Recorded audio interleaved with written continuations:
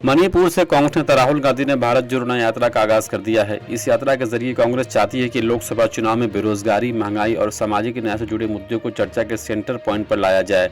यात्रा 67 दिनों में 110 जिलों से होकर 6,700 किलोमीटर से अधिक की दूरी तय करेगी। यात्रा शुरू करने से पहले राहुल गांधी ने इम्फाल के बोथल में पीएम मोदी और बीजेपी पर जमकर हमला बोला। राहुल ने कहा कि मैं 2004 से राजनीति में हूँ। पहली बार मैं हिंदुस्तान के एक प्रदेश में गया जहाँ शासन व्यवस्था ध्वस्त हो गई है, जिसे हम मणिपुर कहते हैं। वो मणिपुर रहा ही नहीं, लेकिन प्रधानमंत्री आपके आंसू पोंछने, आपसे गले मिलने नहीं आए। शायद भाजपा आरएसएस के लिए मणिपुर देश का हिस्सा नहीं है। कहा कि अगली भारत जोड़ो यात्रा सिर्फ मणिपुर से ही शुरू हो सकती है और कहीं से नहीं शुरू हो सकती।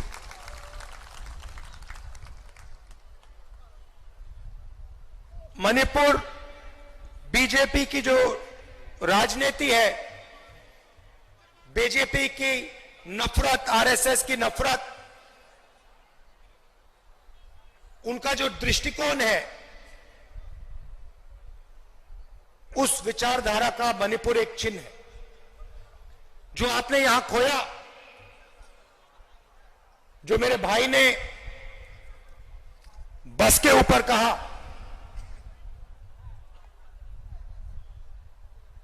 कि we have lost what is most precious to us.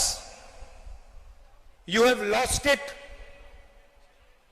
because of the ideology of the BJP, because of the politics of the BJP, because of the hatred that the BJP and the RSS spread in their politics.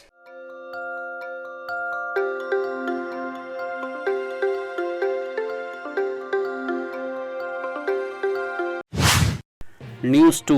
देश भर में आज मकर संक्रांति का त्यौहार धूमधाम से मनाया जा रहा है। इस अवसर पर यूपी के सीएम योगी आदित्यनाथ ने गोरखनाथ मंदिर में पूजा अर्चना की और सभी प्रदेशवासियों को इस उत्सव की शुभकामनाएं दी।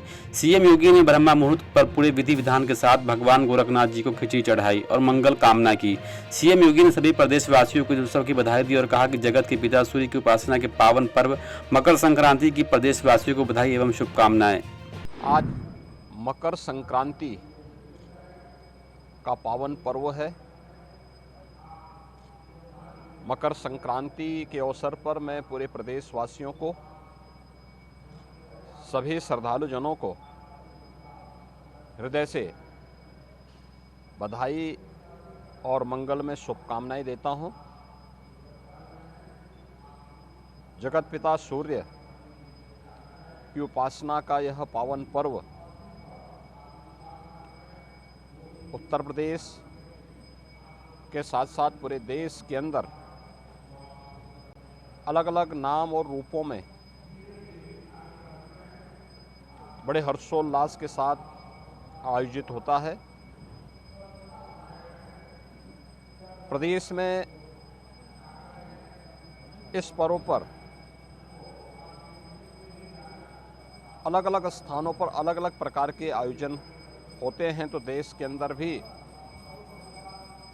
कहीं बिहू के नाम पर, कहीं लोहड़ी के नाम पर, कहीं पोंगल के नाम पर, कहीं तिलवा संक्रांति के रूप में और कहीं खिचड़ी संक्रांति के रूप में इस पर्व को श्रद्धालुजन आयोजित करते रहे हैं। जम्मू कश्मीर के श्रीनगर के बटमालू इलाके में आग लगने से बांस की सामग्री वाले 2 दुकानें और एक शेड जलकर खाक हो गई। आग बुझाने के लिए दमकल की गाड़ियां मौके पर मौजूद है। बताया जा रहा है कि तड़के एक दुकान में भड़की आग ने देखते ही देखते आसपास की दुकानों को भी अपने चपेट में ले लिया। सूचना मिलते ही दमकल विभाग की टीम मौके पर पहुंची। पुलिस और सेना की टीम भी मौके पर पहुंच गई है। सभी ने मिलकर आग पर काबू पा लिया, लेकिन आग बुझने तक काफी नुकसान हो चुका था।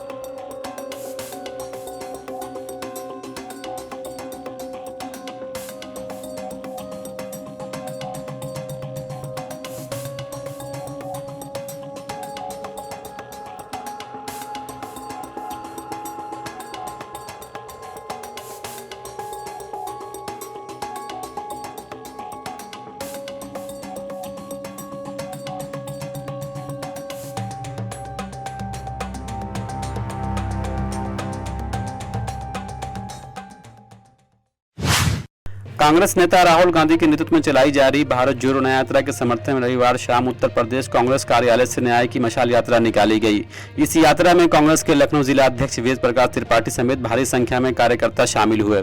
कांग्रेस कार्यकर्ताओं ने प्रदेश कार्यालय से मशाल जलाकर पैदल मार्च और नारेबाजी करते हुए अमीनाबाद के झंडे वाले पार्क तक यात्रा निकाली। आपको बता दें कि कांग्रेस की मशाल यात्रा कांग्रेस पार्टी कार्यालय से निकलकर उदयगंज बार्लिन चौराहा कैसरबाग चौराहा होते हुए झंडे वाला पार्क अमीनाबाद पहुंची। प्रवक्ता मनीष हिंदवी ने बताया कि अखिल भारतीय कांग्रेस कमेटी के महासचिव और यूपी प्रभारी अविनाश पांडे और उत्तर प्रदेश के अध्यक्ष अजय राय के निर्देश पर उत्तर प्रदेश के सभी जनपदों में भारत जोड़ो न्याय यात्रा के समर्थन में न्याय मशाल यात्रा निकाली गई। राहुल गांधी जी आज मणिपुर से अपनी न्याय यात्रा प्रारंभ कर रहे हैं, भारत जोड़ो न्याय यात्रा, जो 6,700 किलोमीटर से अधिक चलेगी। भारत के संविधान के जो 4 बुनियादी सिद्धांत हैं, समता, न्याय, स्वतंत्रता, इसको आधार बनाकर हम देश के अंतिम पंक्ति में खड़े हुए नागरिकों के साथ जो अन्याय हो रहा है उसके खिलाफ मुखरता से राहुल गांधी जी आवाज उठा रहे हैं। पहले हमने भारत जोड़ो यात्रा की थी, 4,000 किलोमीटर पद यात्रा। अब राहुल गांधी जी 6,700 किलोमीटर की यात्रा पर निकले हैं और उसके समर्थन में उत्तर प्रदेश कांग्रेस कमेटी ने लखनऊ में प्रतीकात्मक रूप से ये मशाल जुलूस निकाला है। समूचे देश में ये संदेश जाना चाहिए कि जो न्याय के प्रति हमारी प्रतिबद्धता है वो दृढ़ इच्छा शक्ति के साथ हम पूरी करेंगे। उत्तर प्रदेश के डिप्टी सीएम केशव को यात्रा निकालनी चाहिए, कांग्रेस को जिस तरह के उन्होंने अभी तक काम किए उसकी वजह से उनको माफी मांगो यात्रा निकालनी चाहिए। ये अक्षम्य अपराध तो उनकी भारतीय जनता पार्टी की सरकार ने, केंद्र की और राज्य ने किया है, वो हमसे अपेक्षा करते हैं।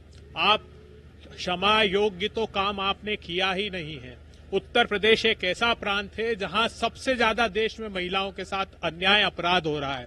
उत्तर प्रदेश एक ऐसा प्रांत है जहां हत्याएं सबसे ज्यादा हो रही है। उत्तर प्रदेश के आपकी सत्ता की सरपरस्ती में 60 लाख किसानों को किसान सम्मान निधि से वंचित कर दिया है। सबसे ज्यादा उज्ज्वला बनने के साथ अगर कहीं उनके खिलाफ अन्याय हुआ है तो वो उत्तर प्रदेश में हुआ है। तो आपको क्षमा मांगनी चाहिए, बशर्ते आपने ये अक्षम्य अपराध किया है। फिर भी हम जनता से ये मांग करते हैं कि उत्तर प्रदेश और केंद्र की भारतीय जनता पार्टी का जो अन्याय है, हम पूरी प्रतिबद्धता से उसके खिलाफ राहुल गांधी जी के नेतृत्व में ये लड़ाई लड़ रहे हैं। जो जब तक न्याय नहीं मिलेगा तब तक हम अपनी ये आवाज मुखरता से उठाते रहेंगे। केंद्रीय गृह मंत्री अमित शाह ने गुजरात के अहमदाबाद के उत्तर नारायण पतंग महोत्सव में भाग लिया और यहां समर्थकों के साथ पतंग उड़ाई। इससे पहले केंद्रीय गृह मंत्री ने अहमदाबाद में भगवान जगन्नाथ मंदिर में पूजा अर्चना भी की। भारतीय कैलेंडर पर एक प्रमुख त्योहार मकर संक्रांति पर भक्त हिंदू देवता सूर्य को प्रसाद चढ़ाते हैं। यह दिन सूर्य के मकर राशि के परागमन के पहले दिन को दर्शाता है, जो शीतकालीन संक्रांति के अंत और लंबे दिनों की शुरुआत का प्रतीक है। हर साल 14 जनवरी को मनाया जाने वाला यह त्यौहार देश के अलग अलग हिस्सों में पोंगल, बिहू, माघी जैसे अलग अलग नामों से जाना जाता है।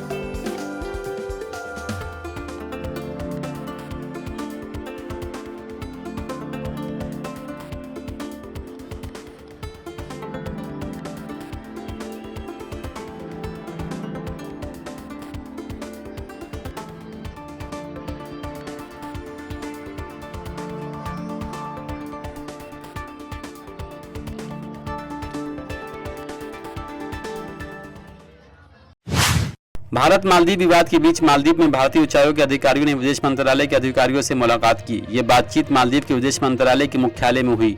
राष्ट्रपति मुइज्जो के रणनीतिक संचार कार्यालय के मंत्री इब्राहिम खलील ने इस बाबत स्थानीय अखबार सन ऑनलाइन को बताया कि बैठक उच्च स्तरीय को समूह के स्तर की थी। इस बीच सन ऑनलाइन की रिपोर्ट में बताया गया कि विभिन्न सैन्य समझौतों के तहत भारत सरकार वहां से मिलिट्री को हटाने की प्रक्रिया तेज करने पर राजी हो गई है।